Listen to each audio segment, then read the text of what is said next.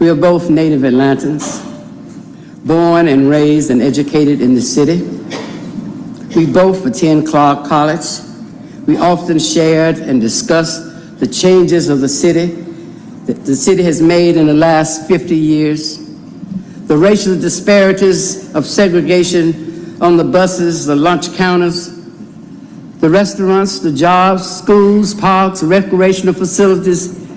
Every face of racial discrimination was demonstrated in this city where we grew up, Atlanta, the city too busy to hate. I was proud to be Marvin's friend. I knew what he stood for. I knew who he was. I knew his spirit. I knew his heart. We grew up in this black community. I knew where he was coming from. We understood each other. We didn't always agree. Believe me, we didn't. But who needs a friend who agrees with everything? Marvin believed what he believed. He was truly a good guy. I didn't just know Marvin. I knew his family. I knew his mother, his sisters, and his brother. His brother Joe attended Washington High School with me. He played in the band, and I was in the glee club. Joe and I went to many events together. Joe was the smallest, but he was the oldest, and he always bragged about he might have been smaller, but he was the oldest. When Marvin decided to run for president of City Council, I volunteered to work in his campaign. He called me and asked me later if I would help him as he bidded for the mayor of Atlanta. I was delighted. I was so excited to see a black man, homeboy, native Atlantan, Grady baby, from the housing projects of Atlanta, run for the highest office of the city. I was so excited. I organized more than 300 women. I'm sure some of you are present today. Women for Marvin. We did have so much fun. Our office was on Benjamin E. Mays Drive, and it stayed packed every day from 7:30 in the morning to 10, 11, and 12 o'clock at night, Monday through Monday. Well, we all know the results. Marvin lost the race.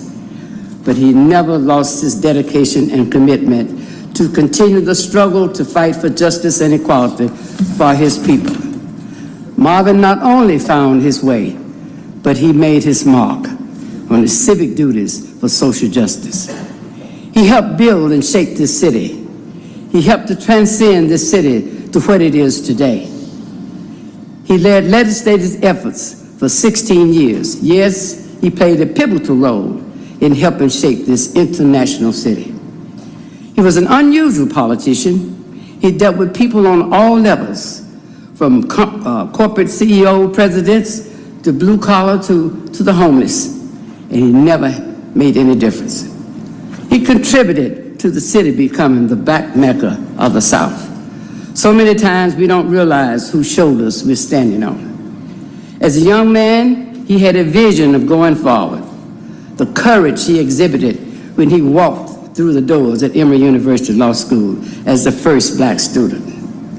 As you know, Marvin became a judge, and I remember him telling me that he was tired of seeing so many young black men in his courtroom, day after day. This day, he said, he asked all the white people to leave the room. The blacks stayed. He said he came down off the bench and he lectured to them. He just couldn't take it anymore. He was heartbroken to see so many young people with no ambition, no desires to better themselves. Ladies and gentlemen, in spite of all the gates that were closed and all the doors that were shut in his face, he was able to overcome them. He unlocked doors and left wide doors open. Yes, Marvin, I was proud to be Marvin's friend, and in my heart, he'll always be my mayor. But I'm gonna leave you with this little song. If I can help just one somebody as I pass along. if I can do my duty with the word of song. If I can tell somebody that he's traveling wrong, then my living shall not be in vain. Then my living, it shall not be in vain. No, Marvin's living was not in vain. If I can help just one somebody as I pass along, then my living shall not be in vain.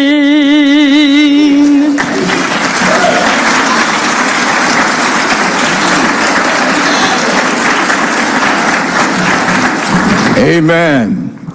It is my great pleasure and signal honor at this time to welcome the 61st Mayor of the City of Atlanta, our Mayor. Let's welcome the Honorable Andre Dickens to the podium.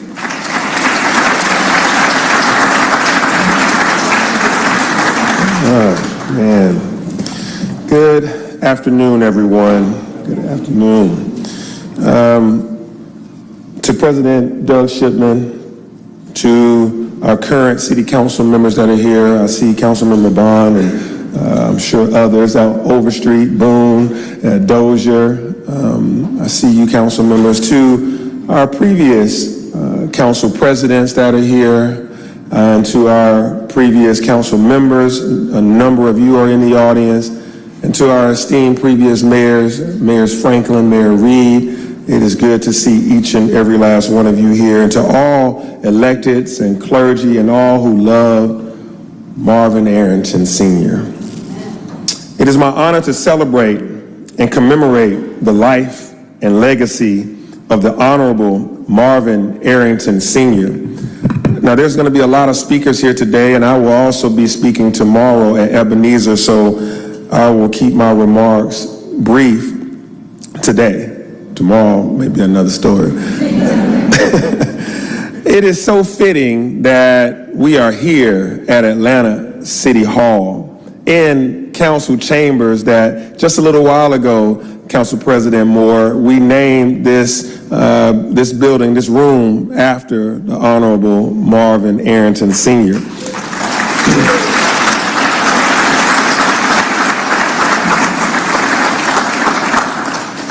A man of the people, having his name recognized in the people's house, just sounds about right. For this to be one of the final stops on this journey also seems just about right. Because it was the people of Atlanta who were at the heart of Judge Arrington's servant leadership.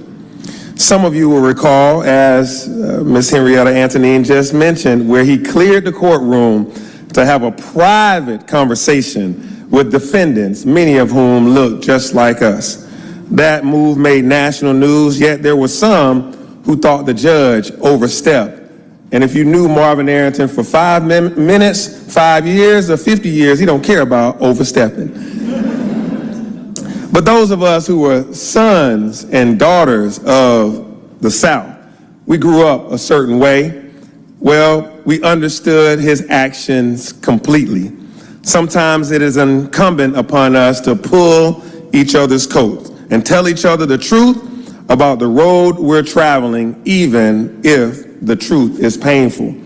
You might even say that back in the day, correcting the bad behavior of some of our community members was our love language, and Marvin Arrington knew how to give you some love language. My Kappa brother, the judge, the Honorable Marvin Arrington Sr., he just loved Atlanta and its residents. I I'd always even see him at Lindsay Street when I came to visit you, Reverend Motley. He'd be there before services start. We'd have a good conversation. I'd see him out in the community. He always had a word of advice, a word of wisdom, and he was quite visible throughout his journey.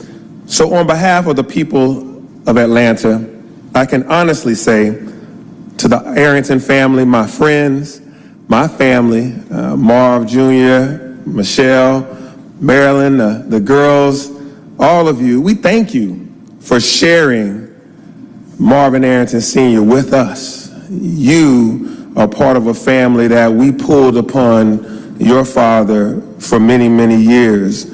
And the book of Romans says, rejoice with those who rejoice and mourn with those who mourn. Today, we join you in both, rejoicing a life well lived and mourning the loss of a giant of an Atlantan. May God be with you all, and we are going to offer the highest honor that the mayor can give, which is the Phoenix Award to Marvin Arrington Sr. And this is the Phoenix Award, and I'll read what it says also inside of the award. It's some fine print, and I'm right at 49, getting ready to be 50, so I can't read these things no more.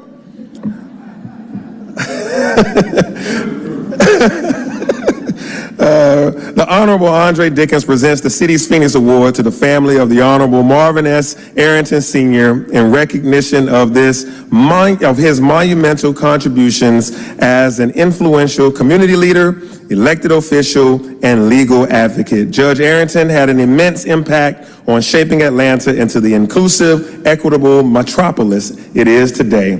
He served as the Atlanta City Council president and as a former Fulton County Superior Court judge.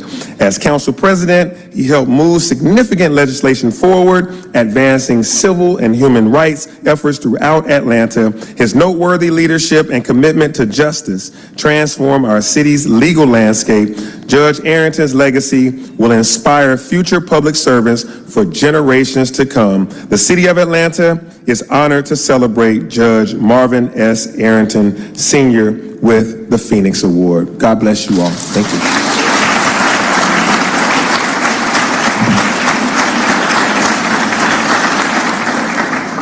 At this time, we welcome the Honorable Doug Shipman, the President of the Atlanta City Council, and the Honorable Michael Julian Bond, City Council, Post 1. Councilman Shipman.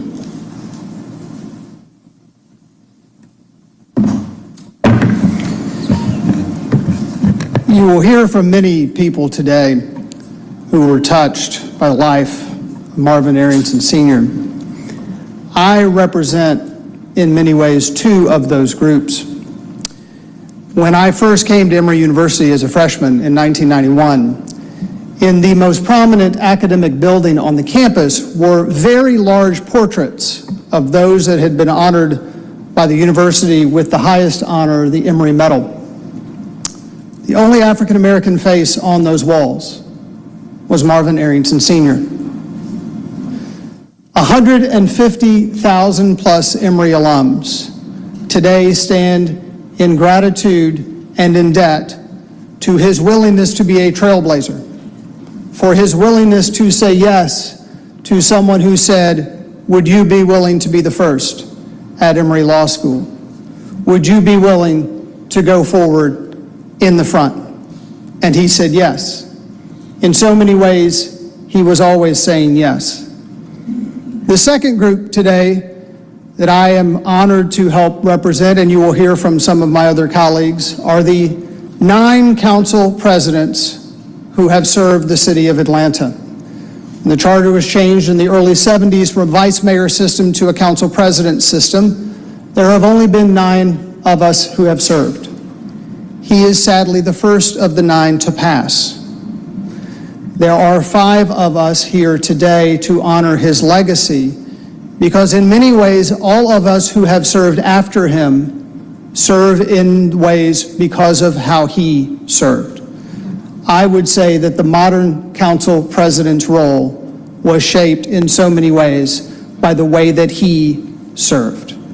And so we stand here today on his shoulders. And as the mayor mentioned, we stand literally in his chamber. There was a portrait that you may have seen that was outside as you entered the chamber if you came from the front. It was commissioned in honor of him and his passing. And I am very proud to say that that portrait will hang in this building forever as a testament to his service and to his legacy following today.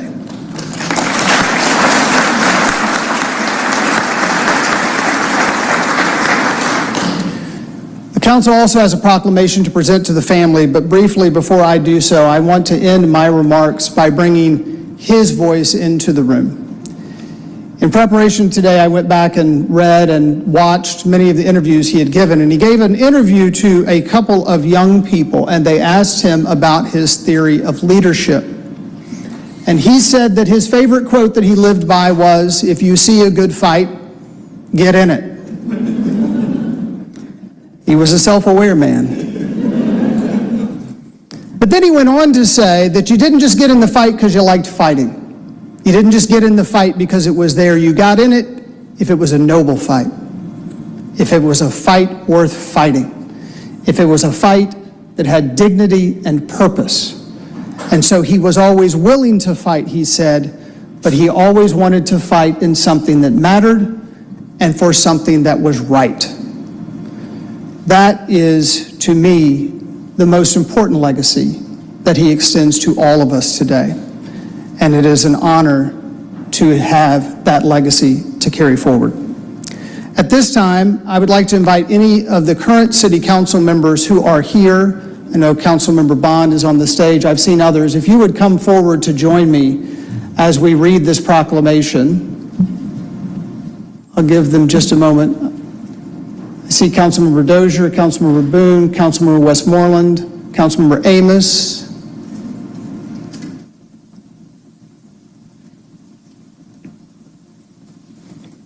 I'm just ahead of the mayor a little bit in age, so I've already resigned myself to these. I asked if he wanted mine, but they may be a little too strong for his young eyes.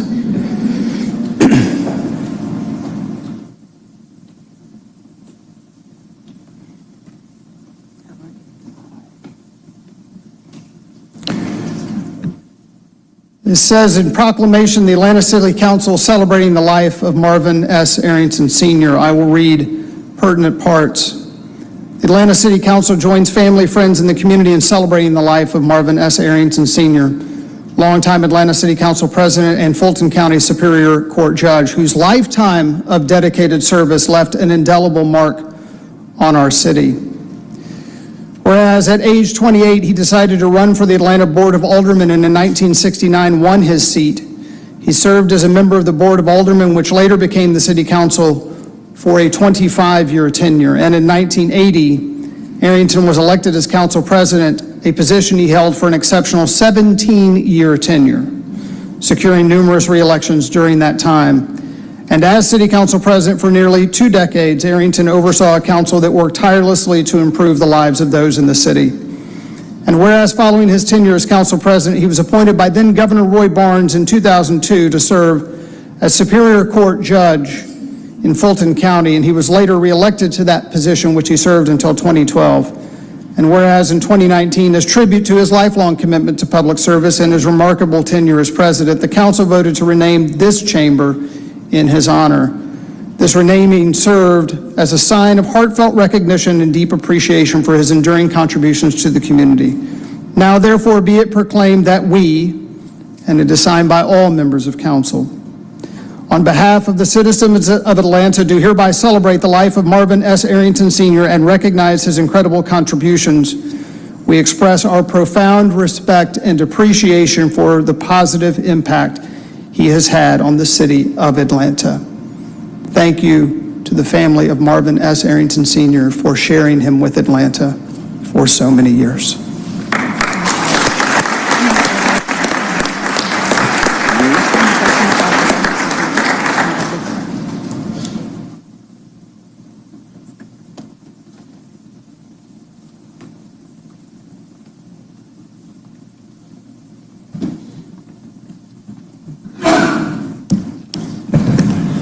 But as they say on late night television, but wait, there's more. I want to say good afternoon to the Arrington family, to members of the public that are here today and are watching. I'd like to say greetings to our mayor and former mayors, to our council president and former council presidents, to the members of the Atlanta City Council that are present, and the former members of the Atlanta City Council that are present. Would the former Atlanta City Council members please stand if you're able, that served with Marvin.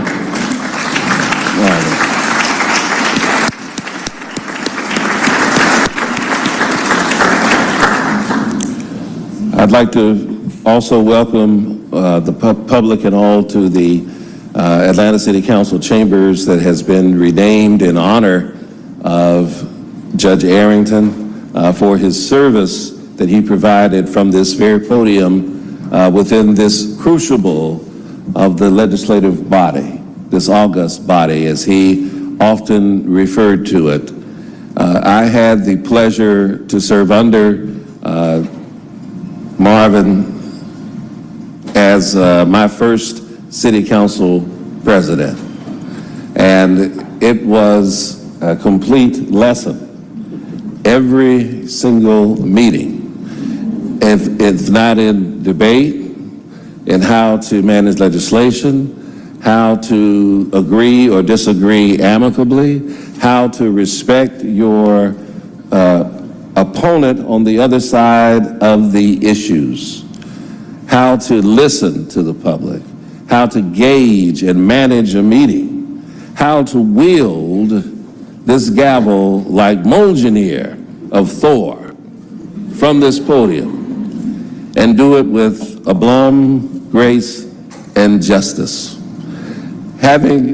Wanting to be in politics after being influenced by my parents and my father, the first person that I approached outside of my family, including my Uncle James, former District 4 council member who can't be here today but sends his regards because of a health challenge. I went to see Marvin Arrington in this office back here off the hall. I was seeking a seat at the state legislature, and I went to talk to him. And he said, well, I called for an appointment. He had his office time incremented in 15-minute increments. I said, you got 15 minutes.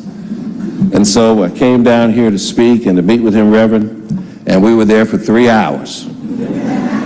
3 hours, he not only lectured me and instructed me and advised me about what I should do about being to run a successful campaign, but he talked more about how you should serve the public, how you should serve the people, how that because we all presumed that I would win that race, that, when you get into office, how do you serve people?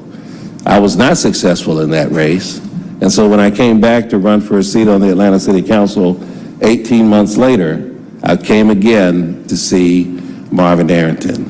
When he presided in this chamber, it was like great Zeus on Mount Olympus. That is not an exaggeration. You can ask, there are witnesses here, you can ask the members who served, because he had great command over this chamber and over the procedures that the council members engaged in. And he engaged the public over and over again. And remember, at that time, there was no time limit for speaking. There was no limit on how many speakers could sign up to speak. And yet he managed it in a way that allowed everybody's voice to be heard. One of my favorite memories of Marvin is one that is frivolous. We were coming up in these very elevators out here on the side of the atrium. Many of the dynamic women who were leading the departments of city government were on that elevator. Deputy commissioners, lawyers, all of the great prominent women of city government. And it was just Marvin and I were the only men on the elevator. And he leaned over to the crowd of women and said, "Does the principal know that you ladies are not in school today?" all of these women with great credentials, great backgrounds, they giggled like schoolgirls. Oh, Marvin this. And they just loved and loved and loved on him. And I told him later, I said, you know, I've stolen that line and I've used it often. But the proudest memory I have of him in this building isn't his presiding at this podium. It's not in the way that he managed meetings. It was when I saw him on the news one afternoon when I was in high school. And, well, I was about to go to high school. This was in 79 or 80, when there was a question about whether or not to renew the minority and female business program for the city of Atlanta. And, you know, today that seems like an outrageous question, Mr. Mayor, that we would even consider not doing so. But Marvin was so dedicated to making sure that people had a chance at city government that he was leading the charge to have that renewal. And so there was fierce opposition on the council to it. And so just like how he wielded this gavel, he took a sledgehammer down to the first floor of this building and knocked down the walls of the procurement office to make the point that there was going to be equal opportunity in business and opportunity in the city of Atlanta for all citizens.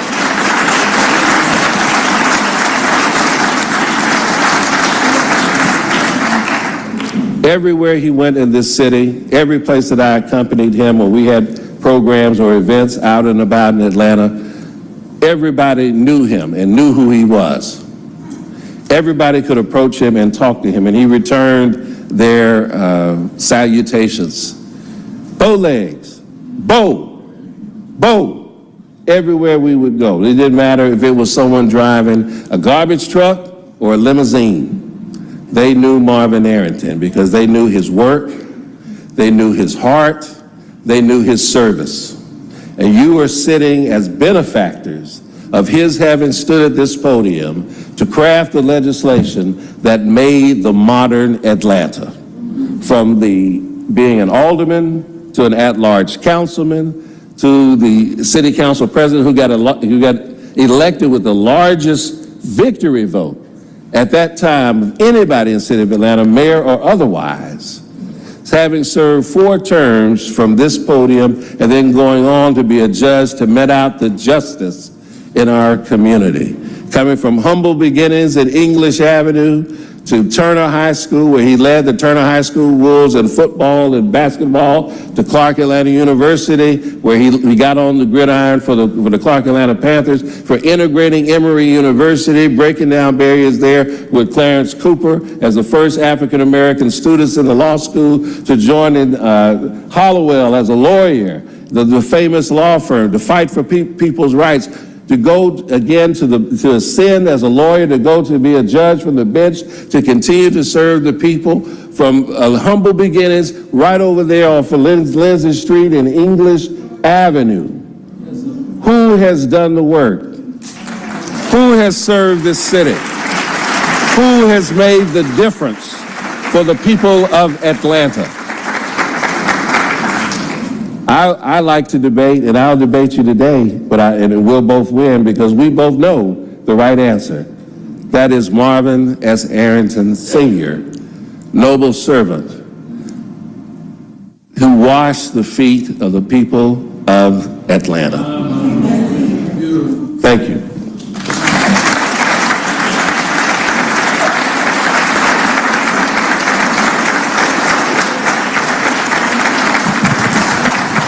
Amen. At this time, we welcome the Honorable Shirley Franklin, the 58th Mayor of the City of Atlanta, and she will be followed by the Honorable Kasim Reed, the 59th Mayor of the City of Atlanta. Mayor Franklin. Thank you. Thank you, everyone. It's not often that mayors have been invited to speak from behind this podium. I don't know about the other mayors, but it's pretty rare when you serve as mayor that you are invited. I am delighted to have been invited today by the family, and thank you. Thank you very much. It's good to be with 2 mayors, a current mayor and a former mayor, and I know that the spirits of the other mayors are here with us as well. They knew Marvin very well. They debated with him, they collaborated with him, and they partnered with him. So, not to repeat all the wonderful things that have been said about Marvin, one of my favorite stories is I met Marvin Arrington before I moved to Atlanta. I was living in Alabama, teaching at Talladega College, and big city girl that I thought I was, at least once a month I would drive my car over to Atlanta to hang out. And most people who know me can't even imagine that I was that kind of person, but trust me, there's stories to tell. I drove over and I met a guy that I knew from Washington, D.C. named David Franklin. And we went to underground Atlanta to hang out at a bar. Sorry, Reverend.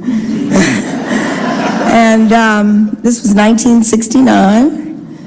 And there were 3 or 4 other people hanging out with us, and one was Marvin Arrington. One was Clarence Cooper, Judge Cooper, the Honorable. And I suspect in 1969, they don't remember that I was there. I was the only woman in the crowd. And they weren't really paying much attention to me. They were talking among themselves, but it was very clear that Marvin was committed to public service, even in the bar, even on a Saturday night. He and the others were talking about the importance of public service and tearing down the walls of difference and discrimination and Jim Crow, and that it was important that all of us move forward together. Marvin's life is an example of an era in America where young people decided that they had had enough and that they were going to do something different. And they were all, the names that I gave you, there were a few other people there, each one of them was different. None of them were perfect, except in their commitment that America was going to be a different place. And we stand here today because of them and people like them who tore down those walls and made a difference.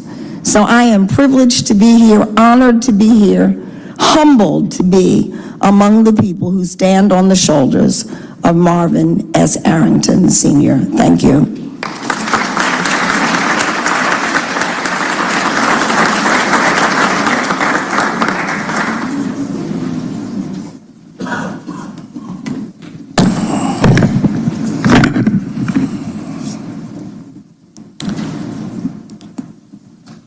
Good afternoon. To the Arrington family, to Mrs. Arrington, to Michelle, and to my friend Marvin, to loved ones, distinguished guests, elected officials, and everyone who cared enough to be here today. I am here to comfort the family that has shared this extraordinary man with us for nearly all of his 82 years, to honor him, and to take this moment to thank him. Marvin Arrington Sr. loved Atlanta, and Atlanta loved him back. And while many people who run for office and get elected to office again and again and again, very few people capture the affection of the people, the love of the people. Very few can hold it and mold it and never let it go. That's what he did. As much as any of us are, he was a self-made man. A football star at Turner, football star on scholarship at Clark, went on to Howard University first, and then was called to Emory Law School along with Judge Cooper. And then in 1980, he became president, molder, and leader of the Atlanta City Council for nearly 2 decades. And of course, he wasn't done. He partnered with one of the most distinguished barristers in the history of the United States, Donald Hollowell, and built the law firm that when I was coming along was the firm you wanted to be. The black law firm, the hottest black law firm in the United States, Arrington and Hollowell, setting an example for us. But I believe that people loved him because he never let the folks that he met at each step of the way be forgotten. He carried them in his heart. And they knew if he was in the room, then they were in the room. And this quality made him more artist than politician, more city father than typical politician. I saw Marvin Arrington speak one time, and my favorite quote ever, you all know me, he was responding to a question about being in public service, about whether it was better to be loved or feared, and of course he said, I'm both.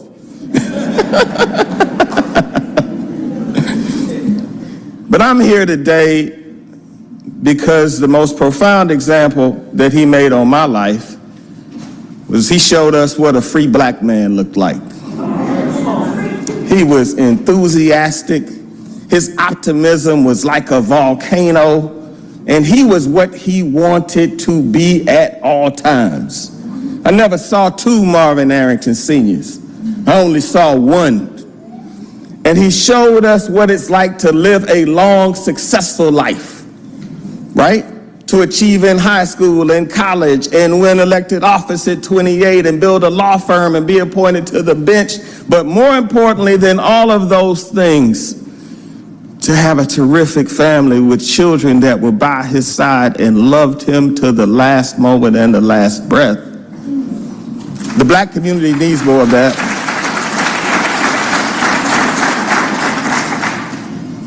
As I get into my 50s, I want exemplars, not to show me what's hot or what's sexy, but to show you what a whole life should look like.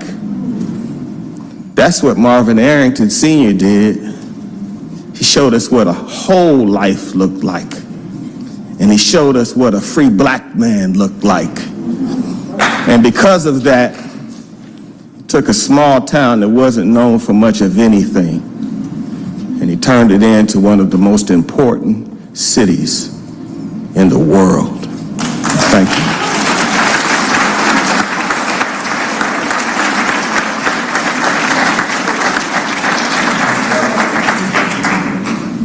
At this time, we are delighted to have the Honorable Judge Clarence Cooper with us, and let me ask Judge Cooper to please stand. Let's give him a hand. Pioneer, trailblazer.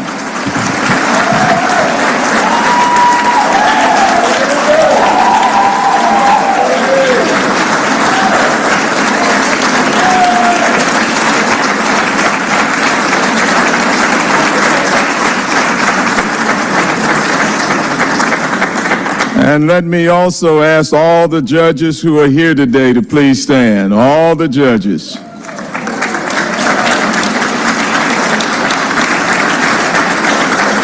Thank you for your service. At this time, we have a special musical tribute by Dewan Bozeman, saxophonist. Give him a hand as he comes.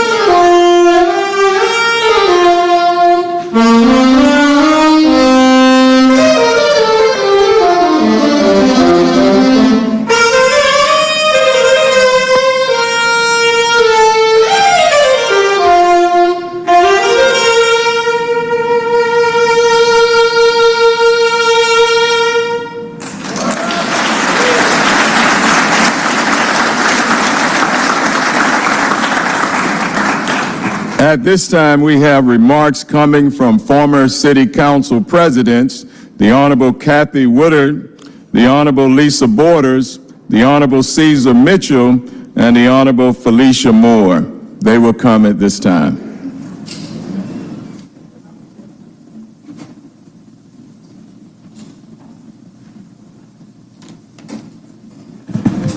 I always wish I was as tall as Judge Arrington when I got to stand behind this podium. But thank you so much to the Arrington family for asking me to be here today. It's quite an honor, and I appreciate that. And I appreciate so much seeing my former colleagues and my former mayor and the other council presidents that have come before me and after me. You know, many might think that this Grady baby that was Marvin Arrington Sr. Was born a politician. He took to it, as we have noted in the comments, sort of like a duck to water. But really, he was just born a baby too, just like the rest of us. But the difference is he chose to become a civil servant, a politician, a leader in our community. And not all of us do that. We get the gift, but we don't take advantage of it in quite the same way. We Atlantans have benefited from his choice to be a public servant since 1969, and even before that, and some of the things that he did in terms of breaking barriers, and then for his service as a judge. Nearly 40 years of active public service is quite an accomplishment, and as many have noted, thanks to the family for sharing him with us, because I know the time that it takes to put into doing this thing. For those of us who followed in his footsteps as president of the Atlanta City Council, well, he made it look easy. He served the role with grace and humor and skill, and as I said, lots of height that made me admire that. For those to come, they'll have to watch film or hear stories to learn about his legacy, and I hope that they will take that time. I want to speak a little bit to the young people out there. I was looking to see if there are any. But for anybody who never got the opportunity to dial a rotary phone or had to get up off the couch to turn the TV on, this is for you. Try to be a little bit like him. You won't make it all the way, but think about what you've heard today about Marvin Arrington Sr. and see if you can adopt a little bit of those choices in your life. We live in a different time where relationships aren't made for the long haul. Sometimes I think they're not even made for the short haul. And we define ourselves these days by our differences, but not our common features. And that's a shame. Let's not let the changes Judge Arrington led crumble away in the challenges of these times that we live in and that we're headed toward. Dedicate yourself to making a difference in any kind of way that makes sense to you. As I think somebody said, if the fight is worth fighting, jump on in. You can be used. It doesn't have to be at City Hall. It can be helping your family, your school, your neighborhood, or just the commitment to vote every single time you have the opportunity. We all have the same opportunity to make a choice to serve like Judge and Council President Marvin Arrington Sr. did. And we're going to say goodbye to his body today and over the next couple of days. But we're not going to say goodbye to all the good that he did for us and that he taught us to do. And he's going to remain alive in our hearts and heads. And we'll be reminded every time we come to City Hall and see his name over that door. And like the impact he made on the lives of thousands of Atlantans that have come before us and that will come after us, we'll all be better for it. Thank you for having me here. I appreciate the opportunity.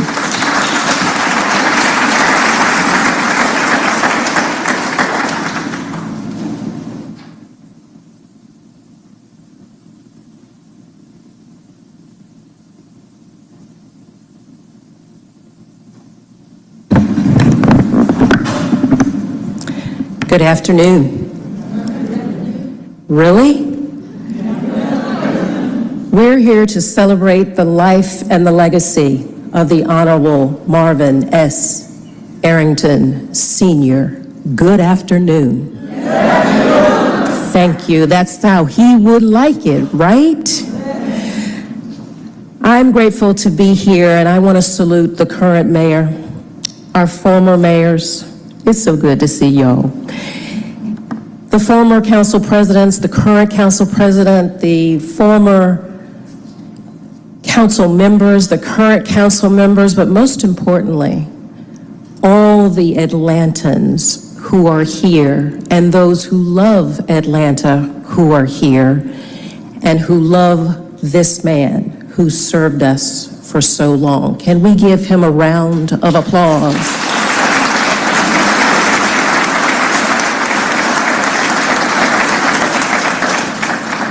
You know, I grew up here in Atlanta. I wasn't born here, but my parents were born here, and my mother introduced me to Marvin Arrington. And I really didn't understand who he was in 1969, 1970, when I was getting ready to go to an independent school. We called it a private school then, and there weren't many black people there. And my mother decided that I needed to speak to one of her friends, Marvin Arrington. I was like, well, I gotta talk to that dude. She's like, sit down, shut up, and listen. God gave you 2 ears and 1 mouth for a reason, so you could listen twice as much as you talk. Well, he lived in Southwest Atlanta with his family, but he had gone to Clark College. Today we call it Clark Atlanta University. And so that's how my mother knew him. She worked in the community, as did he. And she was aware that he could give me good counsel going into what she perceived to be an adverse situation. I helped integrate an independent school just the way Judge Arrington helped integrate Emory's Law School. And I didn't understand at age 12 what that really meant, but he helped explain it to me. And what a responsibility I had and an opportunity. This is what he did for all of us. He worked in the trenches, navigating and negotiating on behalf of every Atlantan. So I am grateful to the family for offering him to us for all the years that you did. He loved us and we loved him, but you all had to share, and we are grateful. We offer gratitude. I personally offer my gratitude for his wisdom and his kind words and his guidance. And then the man had grit, for goodness sakes. He was authentic before authentic was a thing. He took no tea for the fever, Mayor. No tea at all. The advice he gave me was be yourself. This was at 12 years old. I was student of color number 8 in a school that went K through 12 and had 2,000 students. And yes, I got called the N-word every day, and he was like, what's your point? Show him what that means. So the man had grit, and he was telling us that he was confident, competent, and compassionate every day of his life, which meant he offered grace to us, those who look like him and those who did not. He taught us about listening and acting, not being passive, but bringing your true self to the table and working on behalf of everyone, not only one. So I am grateful as an individual Atlantan. I offer thanks on behalf of all of us for all of the service that we received, all of the learnings and teachings that we received. Naming this chamber in his honor is so fitting. But I would say he was and is Atlanta and will always be. Thank you, Judge.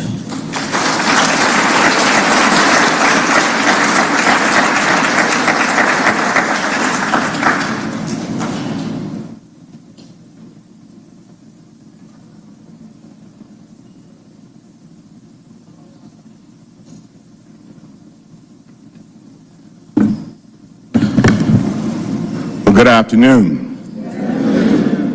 It's really great to be here, and I just cannot say how thankful I am to the Arrington clan for having the opportunity to celebrate and honor a man who really provided my start in public service. Mr. Mayor, I think the mayor is gone, but he says he's approaching his 50s. Mayor Reed, you and I are kind of in our 50s. Doug Shipman, you said you're in your 50s. I don't have glasses. I can't see, so I didn't bring any notes. But I'll be brief. And I'm not talking really as a former city council president. To all the former council members, Mayor Reed, Mayor Shirley. I'm talking really as a 25, 26-year-old lawyer who had the opportunity to work on then President Marvin Arrington's campaign for mayor. And as Marvin and Marvin Jr., and I see many of the Wolfpack family, Uplift family here, I see Stephanie and David and Suzanne and Kevin, Pee Wee, and Joe. As you all know, we were consigned to work on that campaign. And we had an opportunity to see firsthand and work firsthand in a campaign that really was about the future of our city. For me, I really learned something incredible watching folks like Mac Wilborn sweep the floor and throw boxes while being a business owner, and watching Marvin Arrington do everything necessary to make that campaign successful. I learned that when you're involved in something, get involved and never be too high or too low to get it done. And I will say there were many times during that campaign that I got a call from Marvin, and he would say, I need you to write this, or I need you to go do this, or I need you to think about this issue. And I was honored to do that. And it taught me a valuable lesson. Marvin, as has already been said, was tenacious but caring. He was very elegant, but he would get street on you in a moment. He was a mentor, a great father, a great friend, and someone at whose feet I really enjoyed sitting. I remember, and Mary, you'll get a kick out of this, I remember I'd become city council president. I'll tell this story and I'll be done. I become city council president, and my wife, Tiffany, was pregnant with our second child. And so I was one morning over at Emory Hospital, Crawford Long Hospital, for those of you who know.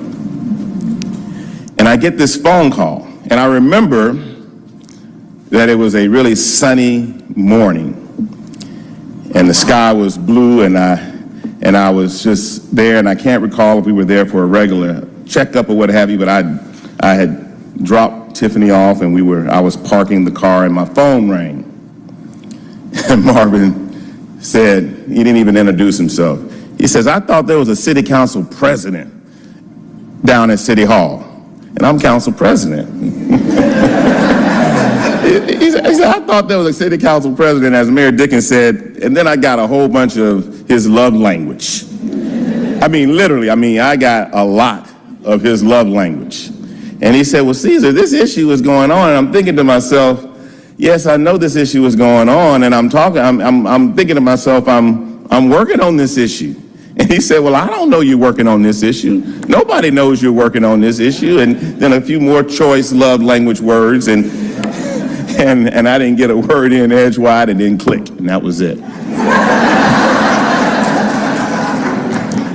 That experience really helped to mold and shape, as he did in so many other ways, my view and perspective on serving in this really important role. And it was an issue I think the city council and the mayor's office we were debating over, and Mayor Reed and I were debating in our classic way, and we finally and ultimately got on the same page, and we were lockstep. But Marvin's advice, his admonishment. I really felt like I'm a Q. I'm a man of Omega Psi Phi Fraternity Incorporated. But I felt like a scroller getting some sort of cane put on my behind. But I'll never forget that moment because it really continued, as he had done so often in the years that I'd known him, shape how I served the public. And so I'm thankful to the Arrington family for sharing him with me and so many others. And I'm thankful that he took time to notice me as a young man and so many other young people, and to give us an opportunity to be meaningfully involved in his work and the work of serving Atlanta. So may God bless his memory. May God bless all of us. And may we remember his service. And to the young public servants in this room, remember Marvin Arrington Sr. Remember his work. And remember that if there's something that needs to be done and you're in a position to do it, get about it and be about it. Thank you.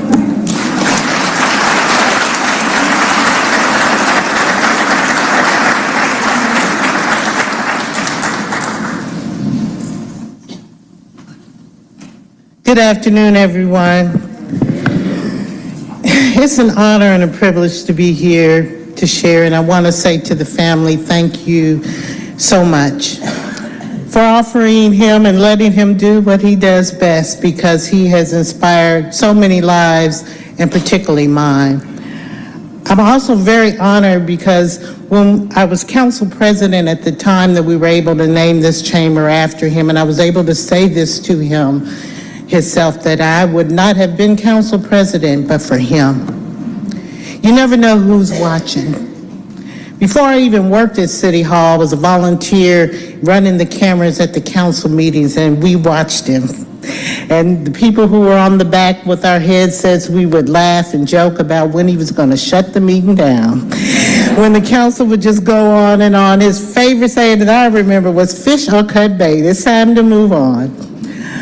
Then, when I became a council aide at City Hall, I watched him in the hallways. And I remember this one particular day that he came in the office. He had his hands behind his back, and he was walking up and down and just peeking in every office. And I said to myself, ooh, something's going on.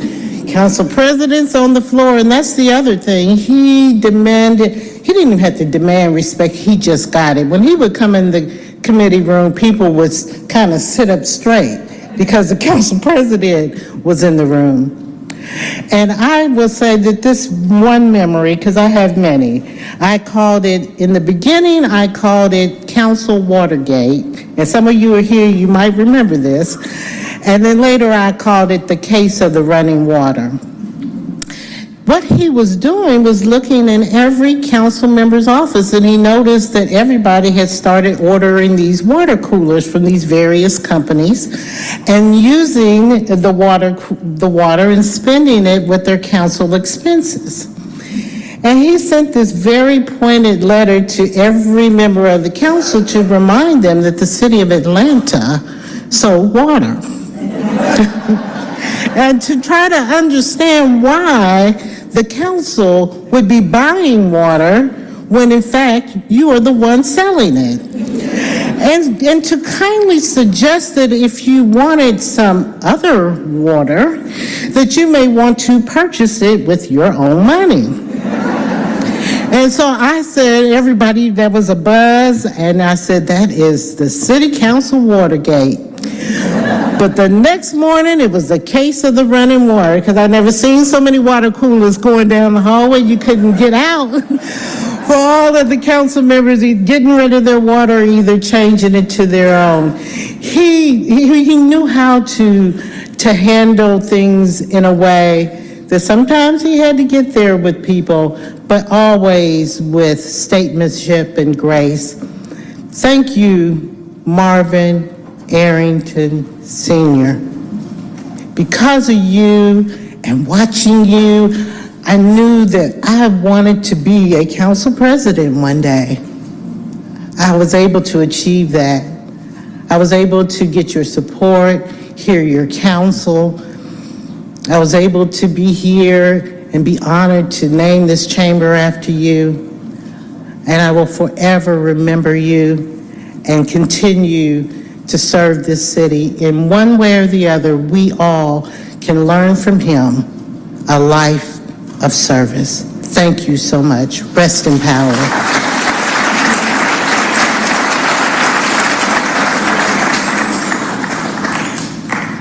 At this time, the family of Judge Arrington would like to recognize the following persons who are here, and let me ask you to stand as we call your name. Mrs. Billy Aaron, Mrs. Carolyn Young, Mrs. Ruby Lucas, Mike Wilborn, and Brooke Jackson Edmond. Can we give them a hand? We thank God for their presence. At this time, we have a special video tribute by the Honorable Rob Pitts, the chairman of the Fulton County Board of Commissioners.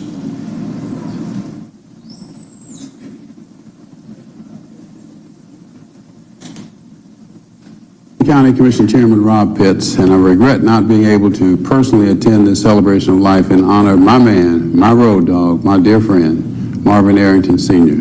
But please know I'm there in spirit. Now, Marvin wanted me to speak at his service. He told me that, was very specific about what he wanted me to say, but given the occasion, I really can't say it. But if you knew him, you can just imagine what he wanted me to say. Nevertheless, thanks to Marilyn, Marvin Jr., and Michelle, though, for giving me the opportunity to say a few words today. Marvin and I were both protégés of the late, great State Senator Leroy Johnson, who supported and guided us as we made our way in the world of politics. And when I was first elected to the Atlanta City Council, I was Marvin's seatmate. I was a newbie. I tried to read and listen to everything that was being said, but sitting next to Marvin, that was hard to do. He would lean in my ear constantly, and every other word was, "This is BS. These MFs don't know what they're talking about. Just follow my lead, you'll be fine."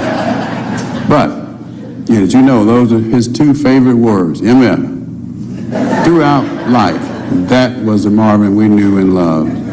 Now, quite frankly, I owe a debt of gratitude to him for my political success. He shaped my future by putting me in key positions where I could shine. In fact, one year he was so PO'd with half of the council, he appointed me to not one, not two, but three, to chair three different committees. Never been done since then. Now, today you're going to hear a lot about the contributions Marvin made to our community, and it's all true. But you know what made Marvin Marvin? His love of family. Even when he and I would be traveling around the world together, even when we may have been as drunk as Cooter Brown, he always talked about his family. They meant everything to him and always came first. Another thing that made Marvin Marvin, his burning desire to succeed. He was born, in his own words, on the other side of the tracks. Marvin was a dark-skinned brother who was not as refined as some thought he should be, given the positions of power he achieved, but his past and people's perceptions would not and did not stop him. In fact, that drove him to push harder and to excel, and he did. He often said he wanted to be the first black mayor of Atlanta. Marvin had deep ties to leaders in the white business community also. He worked to build bridges, knowing that to succeed, we had to work together. But in all of it, he never forgot who he was. That he was so proud of. Now, while it's true that Marvin was admired by many, make no mistake, he had his share of naysayers.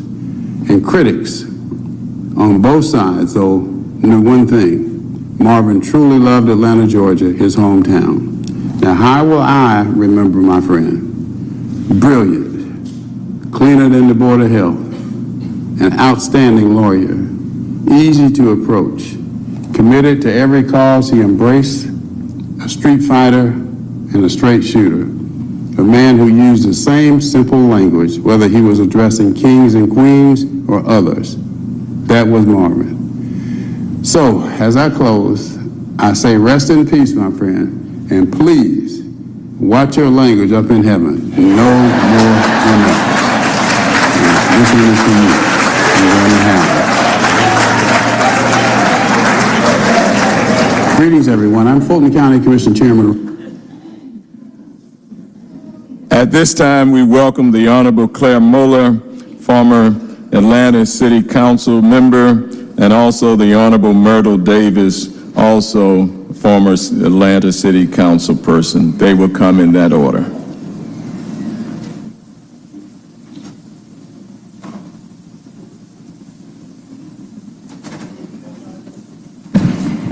Thank you so much.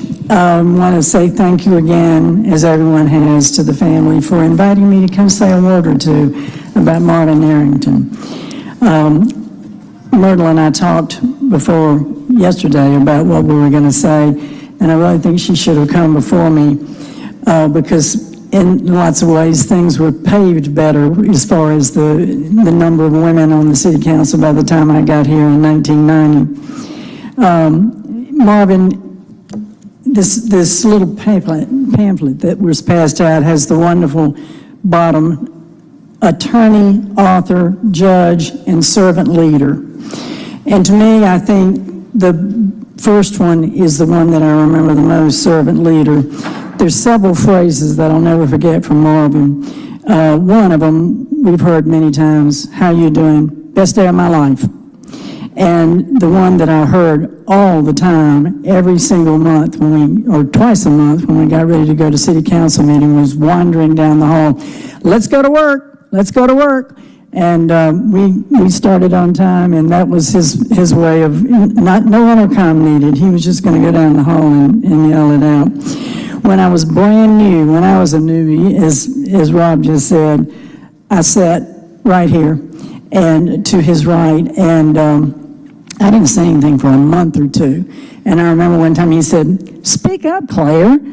Don't just sit there," and really did try to be a teacher, and I think he was to all of us. One of the things, and a leader in many ways, but he treated the entire council with great fairness, the men and the women. And we were about half female, half male by the time I got here. But I loved one story that I wanted to relate of Barbara Asher deciding that maybe the ladies should go to lunch before the council meetings and just have lunch. I'm not sure she used the word caucus. I'm pretty sure she might not have, but Marvin got wind of the fact that the ladies were having lunch before the council meeting. And that was not the whole council, it was just the ladies. And he said, so what are y'all talking about? And we said, well, we're just having lunch. And Barbara said, Marvin, would you like to join us for lunch? And he said, yes, I will be there. Where are you meeting? And we were meeting at a club somewhere that Barbara had organized. And he came and he sat down, and we ordered, and we talked, and we chatted, and he kept looking at his watch, and we were talking about our grandchildren and our children, and where we got the blouse, and whether or not we were going to get our hair done the next day. And he looked at his watch, and he said, when is the meeting going to start? And we said, Marvin, this is the meeting. And he said, y'all are okay. So we thank you, Marvin. He took care of all of us, and we will remember you, and Atlanta will remember you.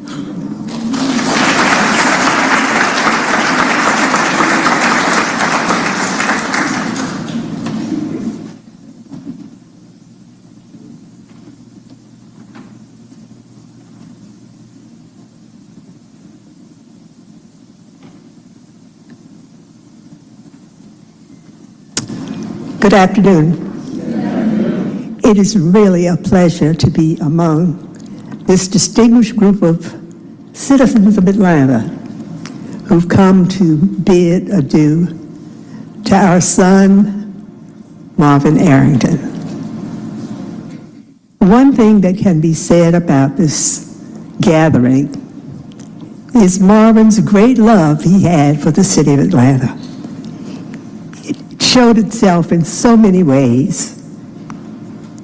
But you have enumerated most of them today. And that's the good part about being toward the end of the program.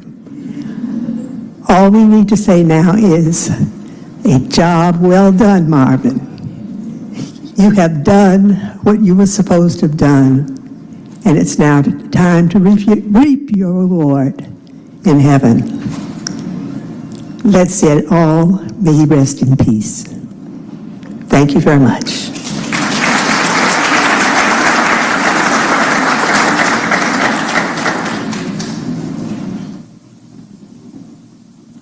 At this time, we have tributes from the Honorable Natalie Hall, Fulton County Commission District 4, and also the Honorable Judge Kenya Johnson, Chief Judge of Fulton County Probate Court, and the Honorable John Goger, Superior Court Judge of Fulton County.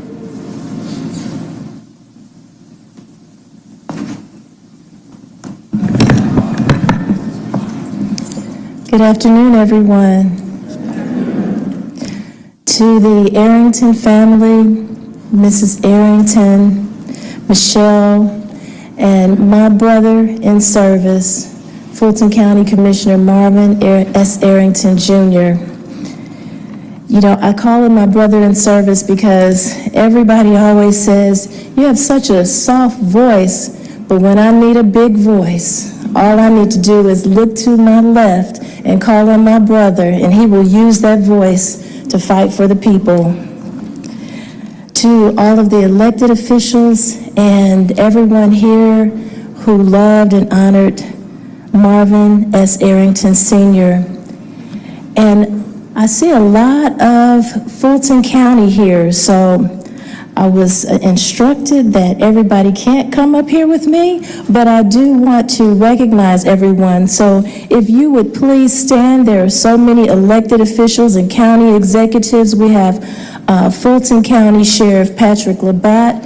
Will all the Fulton County family please stand? We have Solicitor General Keith Gamage, Madam Clerk to the BOC, Tanya Greer and team, Madam Clerk of the Superior and Magistrate Court, Shay Alexander, Chief Public Defender Maurice Kenner, Deputy Public Defender LaWanda Walsh, Fulton County Marshal Maria McKee, and the Fulton County Marshal's Office, COO Dr. Pamela Rochelle, State Court of Fulton County Administration. And if Fulton, and oh, I forgot my friend, the First Lady of the Sheriff's Department, Jackie Labatt. And Sheriff, if you would join me, and Marshal McKee, please join me.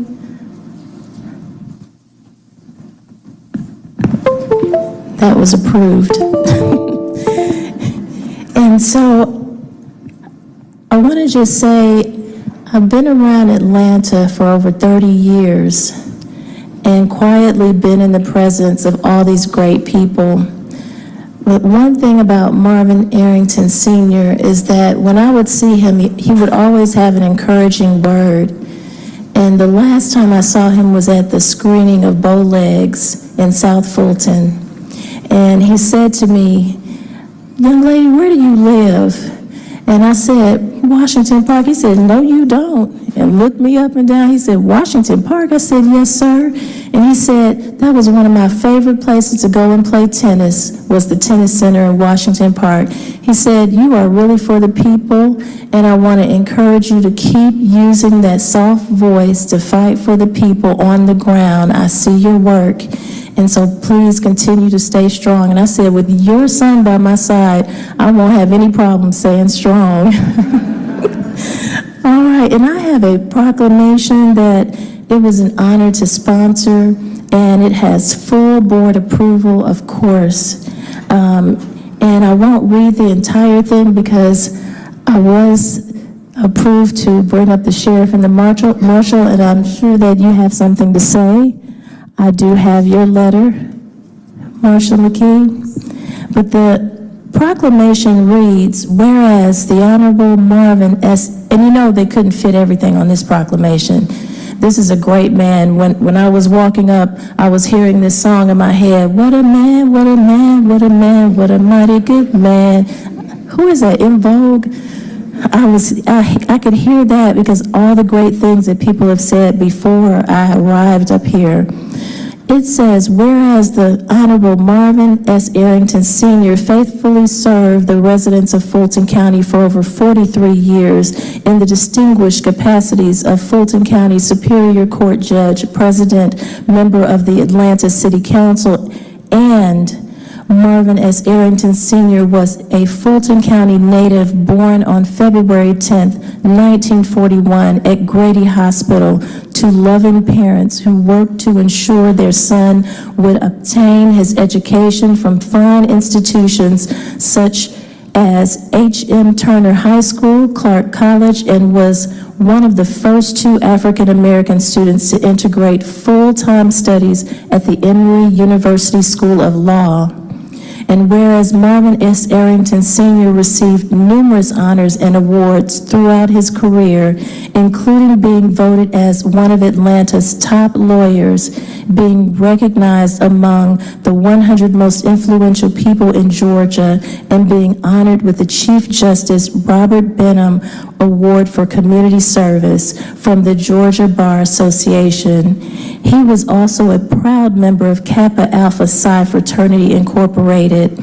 And Marvin S. Arrington Sr. was a dedicated public servant who set precedences in many areas, including becoming the first African-American elected to the Atlanta Board of Aldermen in 1969, and being re-elected as president to the renamed Atlanta City Council, where he introduced legislation to remove signs designating white and colored water fountains in Atlanta City Hall, and on what buckets on the city's public works trucks, as well as many others. And whereas Marvin S. Arrington Sr.'s proudest achievement was his family, he was the proud father of 2 children who also became attorneys, Marvin Jr. and Michelle, and grandfather of Kennedy Kendall. Is that a signal for me to stop talking? Oh, okay. Michelle and grandfather of Kennedy, Kendall, Madison, and McKinley. Now therefore be it resolved that the Board of Commissioners of Fulton County recognizes Marvin S. Arrington Sr. for a life of integrity, commitment, and dedicated service to his family and the citizens of Fulton County, and does hereby proclaim Thursday, July 27th, 2023, as Marvin S. Arrington Sr. Remembrance Day in Fulton County, Georgia. We love you.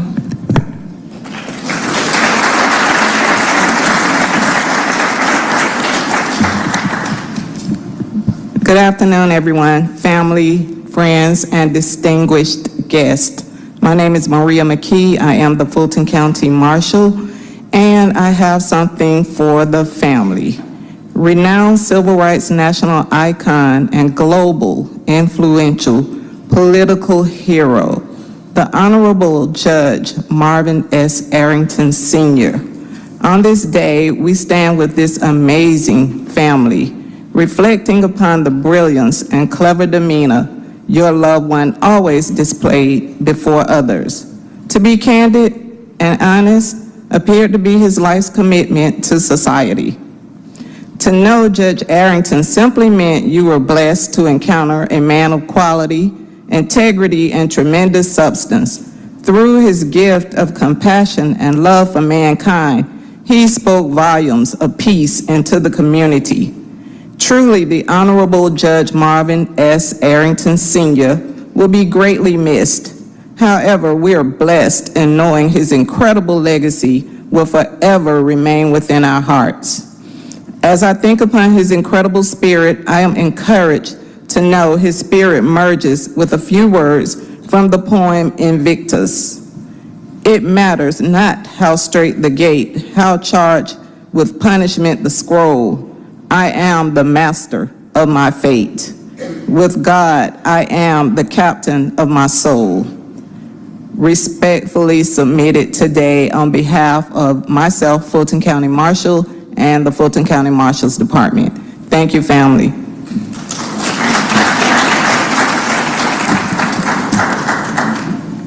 Good afternoon. Good afternoon. We can do better than that. Listen, as I told Marvin earlier, I'll be brief as long as it takes. Listen, when you look around this room and this panel of distinguished guests, this is Atlanta. This is Atlanta. And the important thing about that, and I told Lil Marvin, as I called him, yesterday, how blessed I am personally, how blessed my wife and I, Jackie Labat, are as a family, because I got to experience Uncle Bo in a different light. Both professionally, he was unapologetic about what he did. And so from a law enforcement perspective, to be able to see him clear a courtroom, y'all know what I'm talking about. He made national news. Clear a courtroom. Kicked those that did not look like him out. And was unapologetic about it. Understanding that we still have work to do. When I look and go to the Fulton County Jail and there are 2,800 people that look like us, there's more work to be done. And so I called Jackie one day, and you talk about your seatmate, Commissioner. I called her one day and I said, did you see what little Marvin did? She said, he's just like his daddy. And so I'll leave you with this. First time I was running for sheriff. And understand, I am only sheriff because of some of the people in this room. Mayor Franklin, Mayor Reed, I would not be sheriff if it were not for you. I say that with all my heart. Because I don't forget where I come from. But understand, I went to a Turner High breakfast the first time I was running for sheriff. Now, I ran for sheriff 3 times. And if you're a member of Kappa Alpha Psi Sergeant Caesar, you understand what that means. But whether it was a pie, the new or the pie that comes along with it. I'm in the middle of 300 or 400 members from graduates from Turner High School, and he stands up and he says, started with a little love language publicly, and says this Negro wants to be the sheriff of Fulton County. And Reverend Miley, as I tried to hide, I didn't win that race. And I saw him later on. I had the honor of seeing him, and he said, Henrietta, he said, listen, that just wasn't meant for you. There's a time and a place. But more importantly, after some love language, you don't have the inclination to quit. You are not going to quit. You are going to move to this next level and what that looks like. So I did go work for Mayor Reed and learned what I needed to learn. But more importantly, from Uncle Bo and Aunt Marilyn, it was the family connection between Marvin and Michelle and Gerard's back there somewhere, and little Joe. And the members of Kappa Alpha Psi, that through achievement, we understood one thing: there is no quit. And I would not be here if it weren't for my wife and if it weren't for Uncle Bo.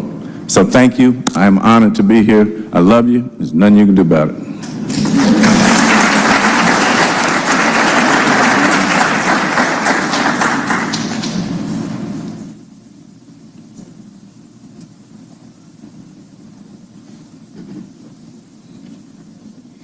Good day, everyone.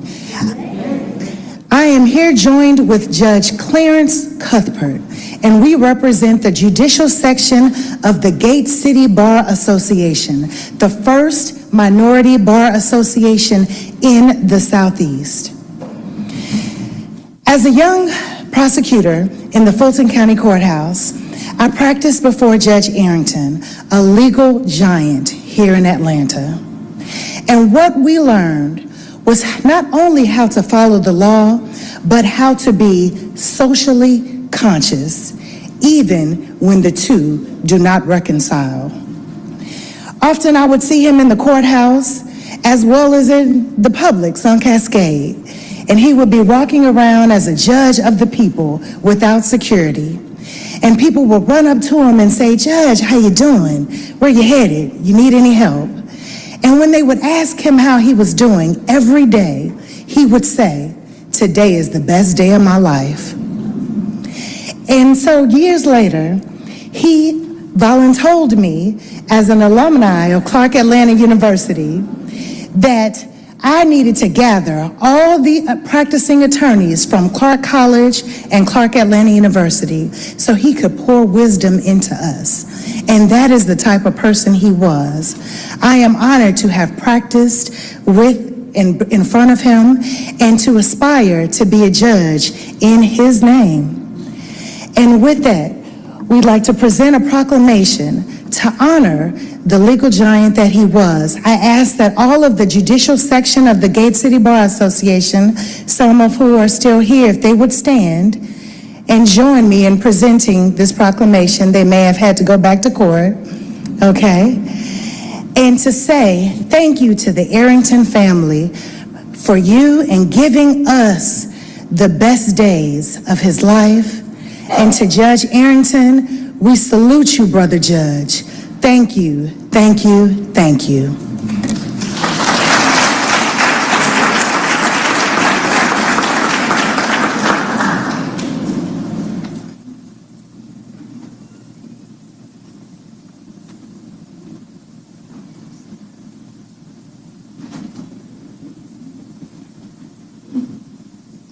I'll say it again, good afternoon. So it's good to see all of you.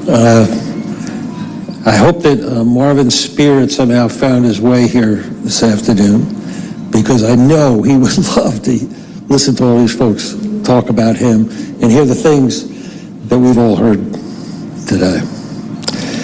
So, I was Marvin's law partner for 10 years and served with him throughout his tenure on the bench of Fulton County Superior Court bench of Fulton County. In our law practice, we had a lot of adventures together. And on the bench, we served as each other's consigliere, and we'd help each other out with the tough issues that were presented. You know, he and I were so different. I grew up in North Jersey, and Marvin came from the south side of Atlanta. But I think the differences in our backgrounds is what actually really brought us together. There was always something that the other guy didn't know or understand about something that the other guy had. But it always seemed to me that the road he traveled was much different than my little highway, I always thought that he had more challenges. He also had more exciting things going on in his life, and sometimes they were scary. Just for instance, and not going into all the details, so I remember the time we were coming back from some case we had in Sparta, and as we're coming back, Marvin tells me about the time that he's in this, fairly substantial tennis tournament. He's a teenager kid, and he looks over on the other side of the net, and there's this skinny kid over there. And Marvin's sure this is going to be a two-set deal, and that's it. I'm going home. Well, it ended in an hour, and it was a two-set deal, just like Marvin predicted. But the skinny kid was Arthur Ashe, so it didn't work out too well for Marvin. Arthur Ashe came through town many years later after that event, and I think it was at the Lawyers Club or the Commerce Club he was speaking, and he reminded Marvin, made a point of reminding Marvin of their little dust-up. But I don't know that, that I could have ever understood what it would be like to go through life in a segregated society. People like me, we try to understand, we say we understand. We don't really understand that. It's just something that I don't know that I've got the tools to actually understand it. In the Bowlegs documentary, Governor Barnes, I thought, synthesized it pretty well when he took a dramatic instance of what Marvin did when he and Clarence Cooper enrolled in Emory Law School.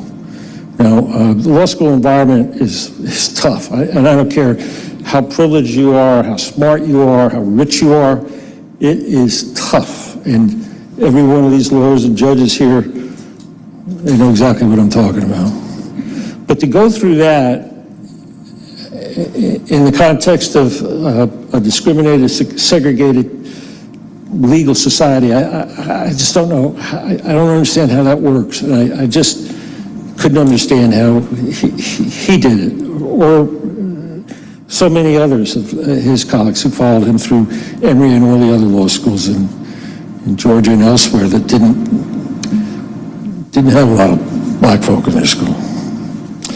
Well, Marvin was able to earn that law degree and build a very successful law practice. At the same time, though, that he grew that law practice and his political ambitions, he was raised in a family with Maryland. Now, in my world, when I came up, I had 24 hours to take care of my practice and my family. I don't know what kind of clock the Lord gave Marvin, but in his 24 hours, he did so much more. He took care of the family life, he had the law firm, he had the clients, he had the community relations, the city council, he'd go to courthouses. I don't know how he did it. And I never heard him say, you know, my plate is full, I haven't got time, I can't do that, not now. He was always ready. You know, another thing, so much attention has been given to Marvin's success in politics and the law, but there are so many individuals who can share their own personal story about something that happened to them because of Marvin. You know, I'm a judge because of Marvin's support. I mean, he really got me on the bench.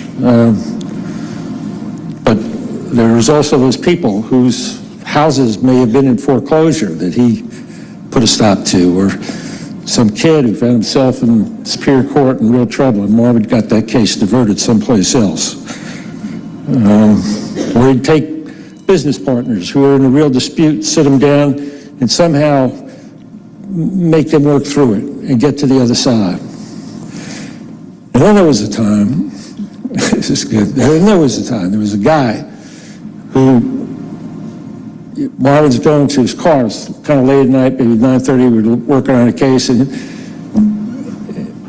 the guy comes in and wants to stick Marvin up. And comes up and back with him and says, I need your wallet. He's got a gun. Marvin turns around to him, and the guy looks at him and says, Bo? So Marvin takes $20 out of his pocket and says, give me the gun. Okay. And now here's what I want you to do tomorrow. He gave the guy a tip where he could go get a job. So that's Marvin.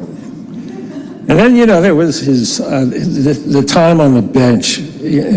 Marvin had been in all, this is what I think, one of the many things that made him such a good judge. He had been in all sorts of courtrooms and had seen all sorts of judges. So he knew what it took. And he also understood that judges rarely make both sides happy. You know, one team's going to win and it's not going to work out for the other team. Marvin liked to say, you know, I like to bring both my ears into the courtroom and all my common sense. And he just wanted to make sure that win or lose, nobody walked out of the room thinking they didn't get their day in court, their fair hearing. You know, someone once said that, you know, if you're lucky, if you have 4 or 5 people who you can truly call a friend, and you can share any thought you have, enjoy their company, be parted and separated, come back together again, and pick up where you left off, they'll forgive your thoughts, they'll forgive your faults and affirm your virtues. That's a real friend. And Marvin Arrington was one of those persons for me. And I believe and hope I was one of those for him. You know, ever since Marvin passed, you know, and putting together these little remarks and stuff, I've had occasion to think, remember, recall, maybe every day, thinking about something that he did or said, and I got to tell you, I always, those thoughts always end with me smiling or just feeling good, you know. And that's a wonderful bequest he left to all of us. He left some great memories. So I know you're in here, Marvin. Thank you.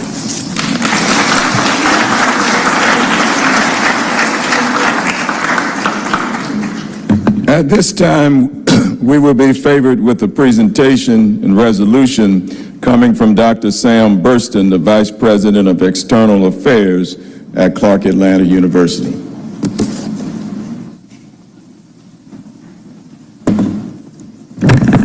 We are going to be done before 2 o'clock, so give yourselves a big round of applause today. Marvin, your dad would be proud of us today. Good afternoon. Today, my colleague, Vice President of Alumni Relations and Engagement, Dr. Lori Sadler, and I bring you greetings on behalf of the Clark Atlanta University family and the 5th President of CAU, Dr. George T. French, Jr. This July, as CAU launches a year-long celebration of the 35th anniversary of the consolidation of Clark College and Atlanta University to form CAU, Clark Atlanta University, it is fitting, and we are so honored today to have an opportunity to share a few words about this great Atlanta icon, the Honorable Marvin S. Arrington Sr. Let's give him a huge Atlanta round of applause, please. We thank and give our love to Marvin Jr., Michelle, Marilyn, and the entire Arrington family. Now, as a kid growing up in Atlanta and a Grady baby myself, I had the opportunity as a kid to witness firsthand Marvin Arrington Sr. and his siblings when they visited his mother, who lived right next door to my Aunt Ruby and my Uncle Gordon. And they used to cut up Marvin all the time. So as a kid, I had a chance to witness it early. I watched Judge Arrington as I grew up during his political years, his judicial years, and his engagement with the entire Atlanta community. He was truly a man of the people and a man for the people.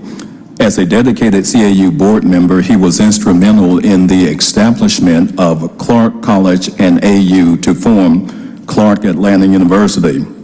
During the screening of Bowlegs, held on campus February 27th of this year, we were excited to see him come into the room as he expressed his love for Atlanta, his devotion to youth, and his dedication to the university. At the end of the documentary, Henrietta Anthony, in his own authentic way, in his own authentic manner, he stated, and I quote, "Clark Atlanta University is a damn good school." Then he thanked the audience for supporting this great institution and said, "If you need anything, give me a call, and if you can't give me, give Marvin a call." He's talking about you, Marvin, and we will be giving you a call. Tomorrow afternoon, he will make his last visit to CAU. As the cortege passes the campus, it will pause in front of the main gates, and we'll play the alma mater in his honor. Dr. Sadler. Thank you, Sam. Thank you, Sam. Marvin Jr., Michelle, Arrington family, friends, ladies and gentlemen. On behalf of the entire CAU community, I would like to present a resolution of remembrance for our alumnus, Marvin S. Arrington Sr. In the interest of time, I will only share a few lines from the resolution. Whereas alumnus Marvin Arrington Sr. graduated from Clark College with a Bachelor of Arts degree in Social Science and a minor in Physical Education in 1964, and whereas alumnus Marvin Arrington Sr. was a dedicated public servant leader, a long-standing member of Clark Atlanta University Board of Trustees, became president of the Atlanta City Council, and he was appointed to Fulton County Superior Court judge by former Governor Roy Barnes. And whereas alumnus Marvin Arrington's legacy lives on through his son Marvin S. Arrington Jr., his daughter Michelle Arrington, their mother Marilyn Arrington, his brothers of Kappa Alpha Psi Fraternity Incorporated,